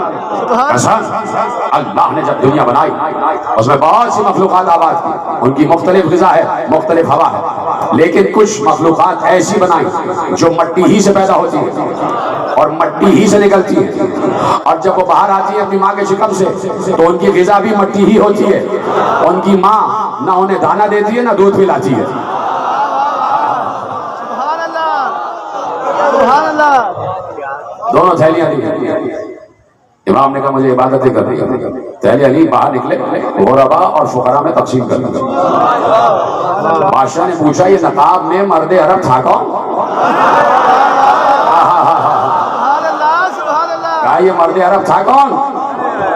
کسی نے بتایا یہ عالم آل محمد جعفر صادق کا بیٹا، علی ابن ابی طالب کا پوتا، رسول کا وارث، ساتواں محمد، موسیٰ ابن جعفر علیہ السلام سے. کہتا ہے واقعی جس درخت سے یہ تعلق رکھتے ہیں اس درخت کے پھل ایسے ہی ہونے چاہیے. سبحان اللہ سبحان اللہ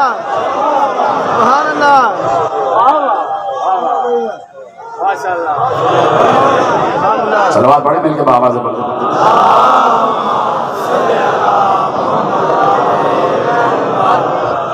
جس درخت سے تعلق رکھتے ہیں اس درخت کے پھل ایسے ہی ہونے چاہیے.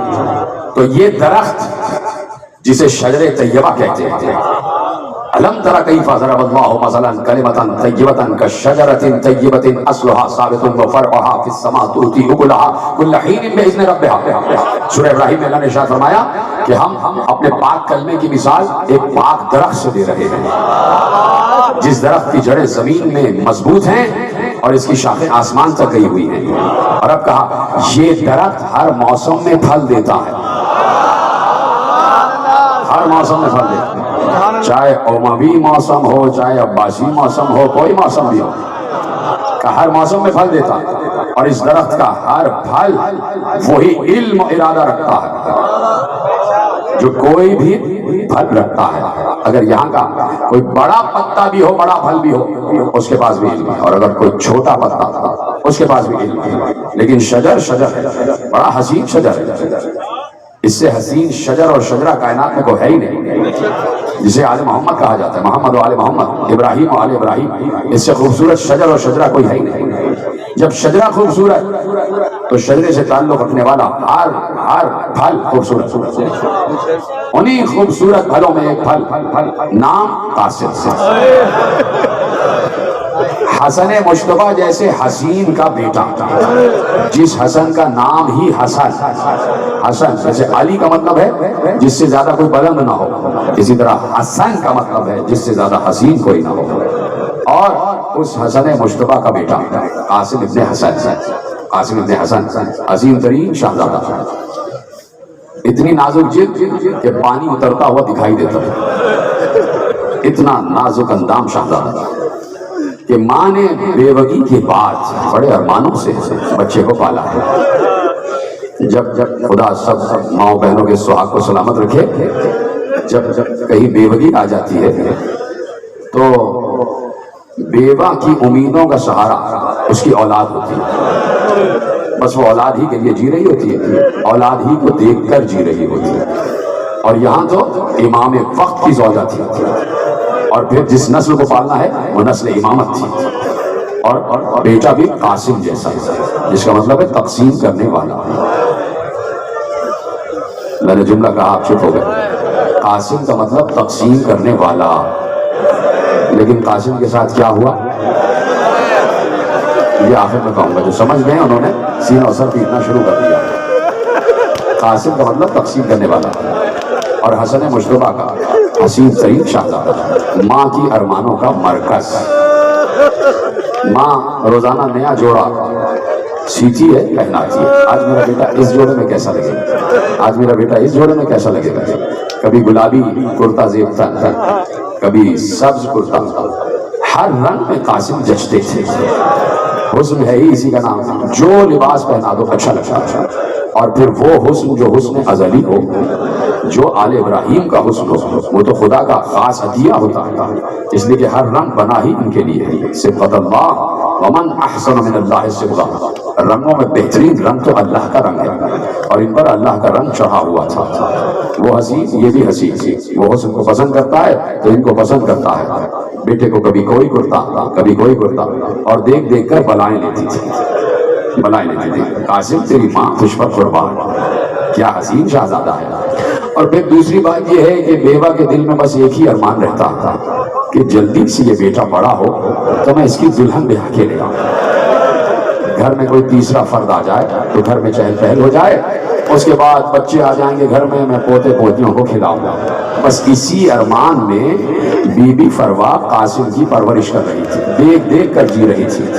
قاسم کو دیکھتی تھی اطمینان آ جاتا تھا، اس لیے کہ قاسم کی شکل بالکل مشابہ تھی حسن مشتبہ سے، جیسے بچپن میں حسن مشتبہ تھے ویسے ہی 4 برس کے قاسم سے، جس وقت قاسم یتیم ہوئے ہیں، دیکھ دیکھ کے جیتی تھی، ہاں یہ میرے والی کی تصویر ہے، یہ میرے امام کی تصویر ہے، یہ میرے امام کی شبیہ ہے، یہ میرے والی حسن مشتبہ کی شبیہ ہے۔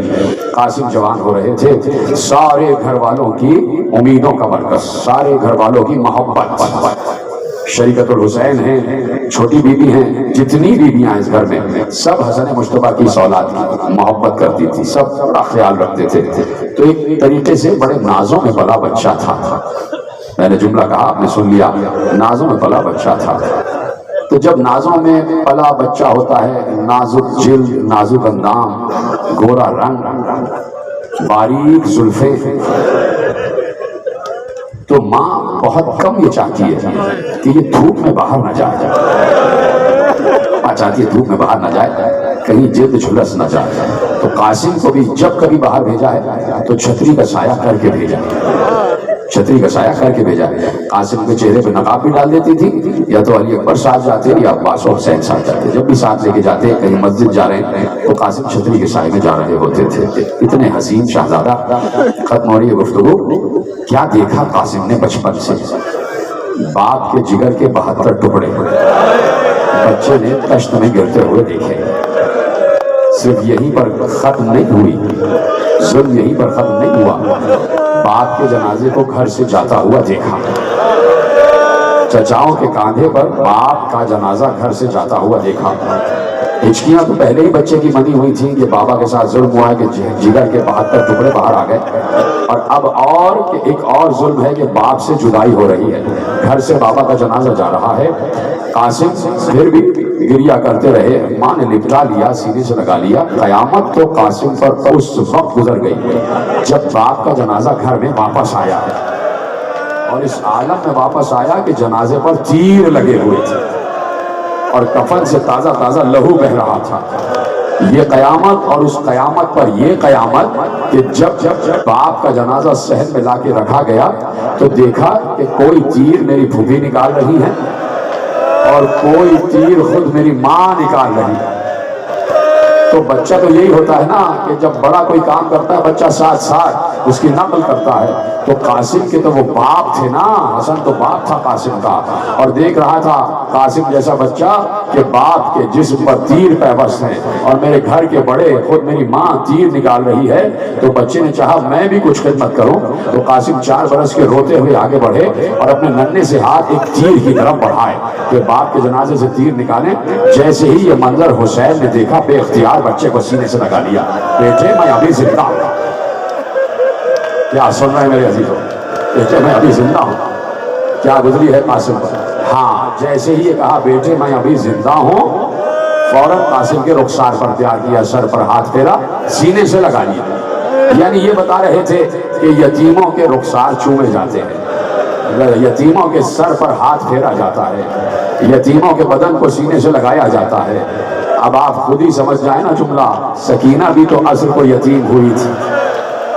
اجرکم اللہ, اجرکم اللہ. قاسم کیا کیا مصائب دیکھ چکے تھے. جاتے جاتے حسن مشتبہ ہچکیاں لے رہے تھے, 72 ٹکڑے جگر میں آ چکے تھے. جب زوجہ حسن مشتبہ ساتھ بیٹھی ہوئی ہیں تو بس کہا کہ میں ایک آخری وصیت کرنا چاہتا ہوں, اور قاسم وہ وصیت میں لکھ کر کرنا چاہتا ہوں. ایک کاغذ پہ تحریر لکھ دی, اسے موڑ کے کہا اس کو تعویذ بنا لو. تعویذ بنایا گیا, کہا قاسم کے گلے میں ڈال دو اور سنو. اپنی زوجہ سلام اللہ علیہا سے ارشاد فرمایا کہ سنو, یہ تعویذ کھولنا نہیں, جب تم سمجھو کہ بہت بڑی کوئی مصیبت آ گئی ہے تب اس تعویذ کو کھول دینا, اس میں اس مصیبت کا حل لکھا ہوا ہے. اب جناب فروا امام حسین جیسے امام کی زیر سرپرستی زندگی گزار رہی ہے. یہاں جناب عباس بھی ہیں, یہاں جناب شریکت الحسین بھی ہیں, یہاں علی کی بیٹیاں بھی ہیں, پورا بھرا ہوا گھر ہے. تو تقریباً 10 برس کوئی پریشانی نہیں, کوئی مصیبت نہیں, بس گھر کے کام چل رہے ہیں. تو اس تعویذ کو کھولنے کی نوبت بھی نہیں آئی. ختم ہو گئی بات. آ گیا قربانیوں کا دن, آ گیا قربانیوں کا دن. اور قربانیاں بھی وہ کہ جو کائنات کی سب سے عظیم اور بڑی قربانیاں ہیں. ان سے بڑی قربانیاں بارگاہ خدا میں آج تک پہنچی نہیں ہیں. ان قربانیوں کا دن آ گیا. ہر ماں کا یہ ارمان ہے کہ آج میرا بچہ پہلے شہید ہو جائے, آج میرے بیٹے کی لاش پہلے آ جائے. خود جناب فروا بار بار پوچھتی ہے قاسم بیٹا تم کب جاؤ گے. دیکھیے یہ جب کہا جاتا ہے نا کہ ہر ماں پوچھ رہی, روایت میں یہی الفاظ لکھے ہیں, ہر مقتل میں یہی الفاظ لکھے ہیں کہ ہر ماں اپنے بچے سے کہتی تھی کب جاؤ گے, کب قربان ہوگے. اور روایت میں یہ بھی الفاظ لکھے ہیں کہ بچہ پلٹ کے ماں سے یہ کہتا کہ اماں آقا اجازت ہی نہیں دے رہا, آقا جانے نہیں دے رہے. تو قاسم بھی یہ کہتے تھے اماں میں کیا کروں, بار بار میں چچا کے پاس جاتا ہوں, آقا کے پاس, آقا حسین چچا حسین کے پاس جاتا ہوں. جب بھی جاتا ہوں میرے چہرے کو دیکھ کر کہتے ہیں کیسے بھیج دوں, تمہیں دیکھتا ہوں تو بھیا حسن یاد آ جاتے ہیں. اجرکم اللہ, آپ کی آواز بلند ہو جائے. تمہیں دیکھتا ہوں تو بھیا حسن یاد آ جاتے ہیں اور پھر مجھے سینے سے لگا لیتے ہیں. اماں چچا مجھے جانے نہیں دے رہے. آپ پھر کوشش کرو, پھر پوچھو, کبھی سامنے نہیں آئی ہیں. حالانکہ امام وقت تھے, لیکن چونکہ ایک رشتہ دوسرا گھریلو رشتہ تھا تو اس رشتے کا تقدس بھی بتایا کہ کائنات میں اس رشتے کا تقدس کیا ہے. ہمیشہ نقاب میں ملبوس رہتی تھی.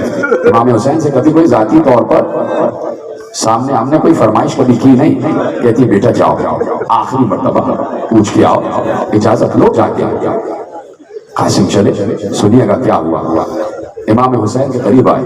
امام حسین بیٹھے ہوئے تھے, ایسے زانوں پر امام حسین کے ہاتھ رکھے ہوئے تھے, اور جب بھی کوئی لاش لا کے مقتل میں لٹاتے تھے تو ایسے ہی بیٹھ جاتے تھے اور پھر اللہ کا شکر ادا کرتے تھے کہ پروردگار مقام شکر ہے کہ تو نے اس مقام رفیع پر مجھے بلند کیا کہ میں قربانیاں تیری بارگاہ میں بس آج شکر و صبر پیش کر رہا ہوں.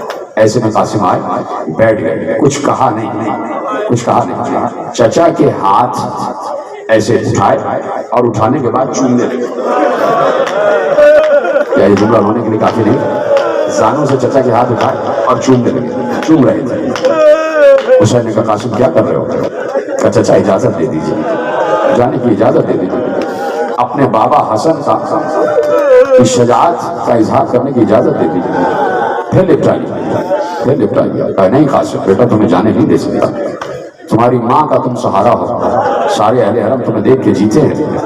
قاسم گردن جھکا کے واپس آ گیا، اماں اجازت نہیں ملی۔ سنیں گے جملہ؟ بی بی فروا نے کہا ہائے کتنی بڑی مصیبت آ گئی، میری قربانی کو اجازت ہی نہیں مل رہی۔ جیسے لفظ مصیبت بی بی فروا کو یاد آیا، ایک دم آنکھوں کو کھول کر کہا قاسم لو مصیبت کا حل مل گیا، لو مصیبت کا حل مل گیا۔ قاسم کے گریبان کے کرتے کے بٹن کو کھولا، کہا یہ تعویذ بیٹا مجھے یاد ہے، میرے والی نے کہا تھا جب مصیبت آئے تو تعویذ کھول لینا، اس میں اس کا حل ہوگا۔ بی بی نے تعویذ اتارا، تعویذ کو چاک کیا، اس میں سے تعویذ میں سے ایک تحریر نکلی، تحریر پڑھی تو کہا لو قاسم یہ تحریر لے کے امام وقت کے پاس جاؤ، بلکہ میں خود لے چلتی ہوں۔ تو اب تک امام کے سامنے آ کے کچھ نہ کہنے والی مادر قاسم اپنے بچے کا ایک ہاتھ، بچے کے ہاتھ میں ایک ہاتھ میں وہ تحریر لے کے امام وقت کے خیمے میں براہ راست داخل ہوئی۔ آج حسین نے دیکھا کہ میرے بھیا حسن کی زوجہ میری بھابھی بذات خود آئی ہیں، احترام میں کھڑے ہو گئے، احترام میں کھڑے ہو گئے، اور کہا کیسے آنا ہوا بھابھی؟ کہا کہ بس ایک تحریر امام وقت آپ کو دکھانا چاہتی ہوں۔ قاسم کے ہاتھ میں تحریر دی، قاسم نے امام وقت کو تحریر دی، حسین نے تحریر کو پڑھا، پہچان گئے بھیا حسن کی تحریر ہے۔ پہلے تو آنکھوں سے لگایا، پہلے تو چوما، اور اب جو تحریر کو پڑھا چیخ مار کے رو دیے۔ تحریر تھی قاسم کے نام، اے قاسم جب کربلا میں قربانیوں کا وقت آئے تو میری طرف سے قربان ہو جانا، میری طرف سے جنگ کرنا، اور اگر تمہارا چچا حسین تمہیں اجازت نہ دے تو یہ تحریر دکھا دینا۔ اور دوسرا جملہ لکھا تھا اے میرے بھائی حسین میری طرف سے قاسم کو اجازت دے دینا، اجرکم اللہ، میری طرف سے قاسم کو اجازت دے دینا۔ چیخ مار کے روئے ہیں حسین، جو میں یہ کہہ رہا ہوں اس پر یقین کرو، چیخ مار کے کہا ہائے، اس لیے کہ قاسم نہیں تھے، حسن مجتبیٰ تھے۔ اتنی محبت کرتے تھے حسین اپنے بھائی حسن سے، اس لیے کہ 14 برس کے قاسم کو نہیں دیکھ رہے تھے، معلوم ہو رہا تھا 14 برس کے حسن کھڑے ہوئے ہیں۔ حسین چیخ مار کے روئے، بے اختیار آگے بڑھے، قاسم کو سینے سے لگا لیا، آج زور سے قاسم کو سینے سے لگایا۔ سمجھ رہے تھے قاسم جانے والا ہے، سمجھ رہے تھے آخری ملاقات ہے۔ کیا سن رہے ہیں میرے عزیزوں؟ خدا سب بچوں کی اس بچپن کو بھی سلامت رکھے، خدا ان بچوں کے سروں پر ماں باپ کا سایہ سلامت رکھے۔ میری مائیں بہنیں میرے تمام بھائی سنیں کہ آج ہوا کیا ہے، عالم اسلام سنیں کہ یہ حسن مجتبیٰ کا بیٹا ہے جو جا رہا ہے، جو جا رہا ہے۔ قاسم کو سینے سے لگا لیا، جاؤ قاسم، اب میں روک نہیں سکتا، اتنی بڑی سفارش لے کے آ گئے کہ اب میں نہیں روک سکتا، میرے بھائی حسن کا حکم ہے، میرے امام کا حکم ہے، تو میں کیسے ٹال دوں؟ ہاں قاسم کو لے کے آئے، کہا قاسم تیار ہو جاؤ، ہم تمہیں سوار کراتے ہیں۔ قاسم اتنے چھوٹے ہیں نا شہیدوں میں، 13 یا 14 برس کا سن لکھا ہوا ہے، بعض روایتوں میں 12 برس کا سن لکھا ہے، لیکن زیادہ مانا جاتا ہے 14 برس کا سن، چھوٹا شہید ہے۔ یہاں کی سواریاں بہت بڑی بڑی بڑی بڑی، تو قاسم واحد تھا کہ جو خود سوار نہ ہو سکا، چچا نے سوار کرا۔ ابھی چچا رکاب کو تھامے ہوئے تھے کہ مادر قاسم سلام اللہ علیہ شاہ فرماتی ہیں کہ مولا کچھ دیر رک جائیے، رکیے میں ذرا قاسم کو تیار تو کر دوں، میں قاسم کو تیار تو کر دوں۔ قاسم نیا کرتا پہنا ہے، سر پر امامہ سجا دیا، قاسم پہن کے باہر آئے، باہر آئے، سنیں حسین نے امامے کے 2 شملے کھولے، ایک ادھر ایک ادھر، ٹھیک ہے۔ جیسے ہی شریعت الحسین نے یہ دیکھا کہ امامے کے 2 شملے ادھر ادھر حسین نے لٹکا دیے، کہا بھیا یہ شملے کیوں لٹکائے؟ کہا اس لیے لٹکائے کہ قاسم کو دولہا بنا دیا، یہ صحرا ہے قاسم، دولہا بنا دیا۔ آپ سنیں گے حسین نے کیا کیا، صاحب اولاد ہو اور اگر واقعی کربلا چاہتے ہو، کربلا کو سمجھنا چاہتے ہو، تو کوئی آدمی بغیر سینے پہ ہاتھ مارے جملہ سنے نہیں، سینے پہ ہاتھ رکھو، صحرا باندھ دیا، اب آگے بڑھے، قاسم کے گریبان کو چاک کر دیا، ایسے قاسم کے گریبان کو چاک کر دیا۔ اب شریعت الحسین نے پھر پوچھا بھیا گریبان کو کیوں چاک کیا؟ کہا زینب چاک گریبانی یتیمی کی نشانی ہے، میں نے اس لیے قاسم کے گریبان کو چاک کیا کہ شاید کسی کو رحم آ جائے کہ یتیم بچہ آیا ہے۔ اجرکم اللہ، اجرکم اللہ، کیا گریہ کر رہے ہیں؟ شاید کسی کو رحم آ جائے کہ یتیم بچہ آیا ہے. چل دیے قاسم. چچا کو جھک جھک کر سلام کیا, اپنے استاد عباس کو جھک جھک کر سلام کیا. بڑا گریہ ہو رہا تھا خیمہ گاہ میں کہ حسن کی یادگار جا رہا ہے, فروا کی امیدوں کا سہارا جا رہا ہے, آل محمد کا پیارا جا رہا ہے. قاسم کو سوار کرایا, قاسم چلے گئے. بڑی کمال کی جنگ کی ہے قاسم نے کہ جہاں ارزق شامی کے چاروں بچوں کو مارا ہے, پھر خود ارزق آیا اس کو ہلاک کیا. فوج میں تلاطم برپا تھا. خود فوج یزید کے ان سپاہیوں نے جنہیں مختار نے گرفتار کیا, ان سب کا یہ بیان تھا یہ بچہ قابو میں نہیں آ رہا تھا. کبھی میمنہ میں جاتا, کبھی میسرے میں جاتا, کبھی قلب لشکر میں آ جاتا. ایک بار کہا گیا یہ بچہ ایسے قابو میں نہیں آئے گا, لاؤ بلاؤ تیر اندازوں کو بلاؤ, نیزے والوں کو بلاؤ, لاٹھیوں والوں کو بلاؤ, تلوار والوں کو بلاؤ. چاروں طرف سے لکھا یہ ہے, روایت کے الفاظ پڑھ رہا ہوں, 30,000 کا لشکر تھا اور اکیلا قاسم. ادھر سے بھی حملہ ادھر سے بھی حملہ. ایک بار قاسم کو چھپ کر کسی نے نیزہ مارا, قاسم کو نیزہ لگا, پشت پر گڑا, کوئی آگے بڑھا, اس نے گرز اٹھایا. کیا سن رہے ہیں؟ جنہیں رونا نہیں آ رہا وہ گردن جھکائے. نیزہ پیچھے سے لگا, 14 برس کا قاسم, پیچھے سے نیزہ لگا, کسی نے گرز اٹھایا, قاسم کے سر پر مارا, سر شکافتہ ہو گیا. جیسے ہی سر شکافتہ ہوا, اب رکابوں میں پیر سنبھلنے نہ گئے. قاسم زمین پر آیا. راوی کہتا ہے, سننا جملہ میری مائیں بہنیں سنیں, راوی کہتا ہے جو شہید ہو کر گر رہا تھا وہ کہتا تھا یا ابا عبداللہ, کوئی کہتا تھا آقا, کوئی کہتا تھا چچا. یہ جو بچہ گرا اس نے کہا اماں, میں گر گیا. بیٹھ جاؤ بیٹھ جاؤ بیٹھ جاؤ, اماں میں گر گیا. یہ واحد بچہ تھا جس نے اپنی ماں کو آواز دی. حسین کے کان تک یہ آواز پہنچی. حسین نے عباس کو دیکھا, عباس نے حسین کو دیکھا. خدا کی قسم روایت کے الفاظ لکھے ہیں کہ حسین کو علی اکبر نے بھی آواز دی تھی, علی اکبر نے بھی آواز دی تھی. لیکن حسین بہت دیر میں لاشیں علی اکبر پر گئے, بہت دیر میں گئے, گھسٹتے ہوئے گئے. لیکن جیسے ہی قاسم نے آواز دی, حسین بہت تیزی سے گئے. کیا سنا تم نے؟ حسین بہت تیزی سے گئے. ایک گھوڑے پر عباس بیٹھے, ایک گھوڑے پر حسین بیٹھے, اور ادھر سے عباس داخل ہوئے, ادھر سے حسین داخل ہوئے. فوج سمجھی تو شیروں نے حملہ کر دیا ہے. ادھر کی فوج ادھر, ادھر کی فوج ادھر. کیا سنا؟ سینے پہ ہاتھ, ماتم کرو ماتم. ایک ایک ہاتھ مجھے سینے پہ چاہیے, تب آخری جملہ کہوں گا. سب ماتم کرو, جو سر پیٹ سکتا ہے سر پیٹے, جو سینہ ماتم کرو ماتم. نہیں تو گردن چکا. میرے بھائی میں تم دونوں سے کہہ رہا ہوں, گردن چکا لو, نہیں تو سینے پہ ہاتھ مارو. ایک سید زیادہ تم سے کہہ رہا ہوں, خدا کے لیے میری بات پر غور کرو. ادھر کی فوج ادھر, ادھر کی فوج ادھر.